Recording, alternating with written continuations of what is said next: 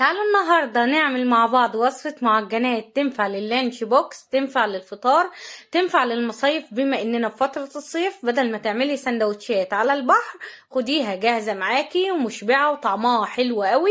هنعملها بحشوة رهيبة واحشيها برضو الحشوة اللي انت حباها. لما تجربوا الوصفة هتعتمدوها من كتر جمالها. فلايك وشير لو عجبكم الفيديو، صلوا على رسول الله عليه أفضل الصلاة والسلام. وتعالوا نسميه بسم الله ونبدأ في الوصفة بتاعتنا. أول حاجة عندي هنا كيس من الخميرة الفورية، هنزل عليه بمعلقة كبيرة من السكر، معلقة كبيرة من الدقيق، وبقلب دولها مع بعض. ببدأ أنزل عليهم بنص كوباية من المية الدافية، بقلبهم كويس قوي، بغطي عليهم بطبق، بسيب الخميرة معانا على جنب لحد لما تتفاعل أو تتخمر. عندي هنا 4 كوبايات من الدقيق، هنزل عليهم معلقة كبيرة ممسوحة من الكيك شيف، معلقة صغيرة ممسوحة من الملح. بقلب الملح والبيكنج باودر أو الكيك شيف مع الدقيق. هنزل عليهم بربع كوباية من الزيت، وهي كوباية واحدة بتثبتيها في جميع المقادير. عندي هنا كوباية من اللبن، نزلت بالتلات ارباع وهركن الربع على جنب. عندي هنا معلقة كبيرة من الخل، بسمي بسم الله وببدأ أعجن العجينة. ونبدأ طبعا ننزل بالخميرة بتاعتنا بعد ما اتفعلت كده أو اتخمرت، وببدأ أعجن العجينة بتاعتنا. طبعا هي لسه محتاجة سوائل، فهرجع انزل بنص ربع كوباية اللبن، يبقى هي اخدت معايا نص كوباية من المية وكوباية من الحليب، يعني كوباية ونص. العجينة لمت معايا وممتازة، بس محتاجة عجينة طرية، فهرجع انزل ب3 معالق كبار من المية، مية دافية طبعا، وارجع اعجنها كويس قوي. هتلاقيها قطعت ولزقت معاكي، عجنيها كويس قوي لحد لما تلم وتخلع معاكي من الطبق، وتنضف الطبق اللي انت بتعجني فيه. كده العجينة معاكي ممتازة. بصوا، عجينة طرية بملمس ناعم. هاجي هنا في طبق، هبدأ ارش رشة دقيق، هنزل بالعجينة وارش عليها كمان رشة دقيق من فوق، بغطيها بكيس بلاستيك، بلفها بقماشة. لو انت في الصيف هتسيبيها على الرخامة معاكي تتخمر، لو في الشتاء دف الفرن ودخليها تتخمر معاكي. طبعا هبدأ دلوقتي اعمل الحشوة. فعندي هنا جبنة قريش، والجبنة اللي انت حباها استخدميها هنا في الوصفة. هرست الجبنة طبعا، وبعد كده هبدأ انزل على الجبنة بتاعتنا بجبنة رومي مبشورة. الحشوة دي طعمها حلو قوي وجميلة جدا. وعندي هنا لانشون مقطعاه تقطيعة صغيرة جدا. هبدأ اقلب دول مع بعض. انا لما دقت الحشوة حسيت ان هي محتاجة رشة ملح، فنزلت هنا برشة من الملح واديتها تقليبة. وهبدأ اركن طبعا الحشوة بتاعتنا على جنب. اي حشوة انت حباها استبدليها بالحشوة دي عادي. العجينة معاكي ممتازة، واحشيها اي حشوة. هنا العجينة كانت معايا اتخمرت، اخدت بالظبط 35 دقيقة تخمير. هاجي دلوقتي على الرخامة، هبدأ ارش كده رشة دقيق، وهبدأ الم العجينة بتاعتنا على بعضيها. وهبدأ طبعا اقسمها على كورتين. اول كورة معايا ببدأ كده اكورها، وابدأ احطها فوق رشة الدقيق، وببدأ طبعا اغطي عليها بكيس بلاستيك. اما بالنسبة للعجينة التانية فهبدأ افردها على طول. هاجي على الرخامة ابدأ ارش رشة من الدقيق، وانزل بالعجينة ارش عليها رشة دقيق خفيفة من فوق. وبعد كده ببدأ افردها. طبعا بتفرديها على شكل مستطيل سمكه وسط، ولا هي العجينة سميكة أوي ولا رقيقة قوي،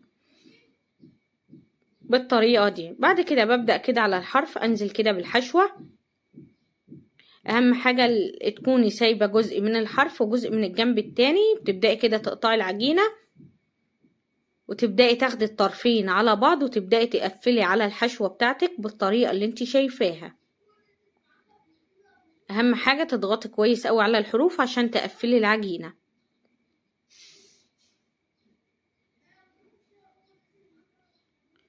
بس كده. طبعا بعد كده بعد ما بقفلها كويس قوي ببدأ اضغط عليها كده ضغطة من فوق، وبعد كده ببدأ اشيل العجينة بتاعتنا واقلبها على الوش التاني، بحيث ان التقفيلة تكون من تحت والوش الناعم من فوق.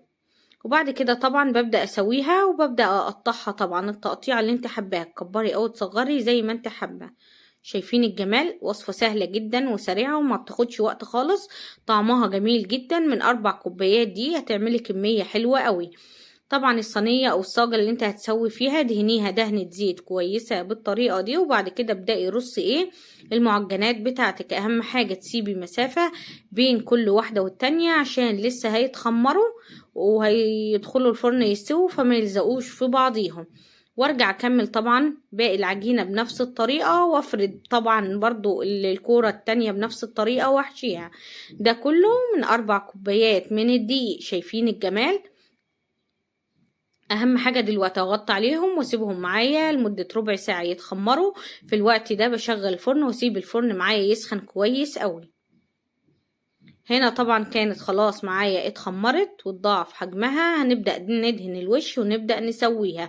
بالنسبة للوش بتاع المعجنات انا عندي هنا بيضة حط عليها كيس من الفانيليا، ضربتهم كويس قوي مع بعض، وبعد كده بدأت ادهن وش المعجنات. ممكن تدهنيها حليب وممكن تدهنيها ميه زي ما انت حابه ترش عليها بقى سمسم من فوق عادي، حابه ترش حبه البركه جميله جدا وفوائدها كتيره.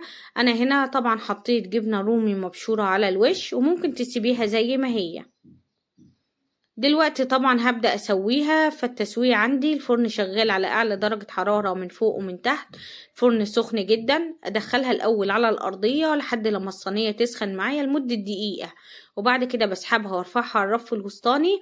اسيب النار من تحت على اعلى درجة حرارة ومن فوق النار عليها وسط لحد لما بتاخد اللون من فوق ومن تحت وتطلع بالجمال اللي انتوا شايفينه ده.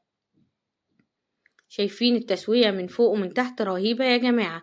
اول ما بتطلع على طول من الفرن ببدأ اغطي عليها كده بفوطة لمدة دقيقتين، وبعد كده بشيلها من الصينية بمنتهى السهولة. شايفين وصفتنا للنهاردة عاملة ازاي؟ جميلة جدا، هشة خفيفة جدا، طعمها حلو قوي. كمان ينفع تفرزيها بعد ما تبرد تماما. رصيها في اكياس بلاستيك، دخليها الفريزر وسيبيها معاكي وقت ما تحبي تاكليها. طلعيها سيبيها على الرخامة هترجع تفك وترجع زي ما كانت. اتمنى بجد فيديو النهاردة ينال اعجابكم وتجربوه. ممكن تحشيها حشوة لحمة مفرومة بس هتعصجيها على البوتاجاز، او حشوة سجق، اي حشوة انتي حباها، او حشوة شاورمة فراخ. شايفين الوصفة رهيبة يا جماعة، هشة وخفيفة جدا، طعمها حلو قوي. فاتمنى بجد تجربوها وتقولولي على رأيكم فيها. لايك وشير لو عجبكم الفيديو. صلوا على رسول الله عليه افضل الصلاة والسلام، واستنوني في وصفات جاية كتير بإذن الله. اشوفكم على خير في وصفة جديدة.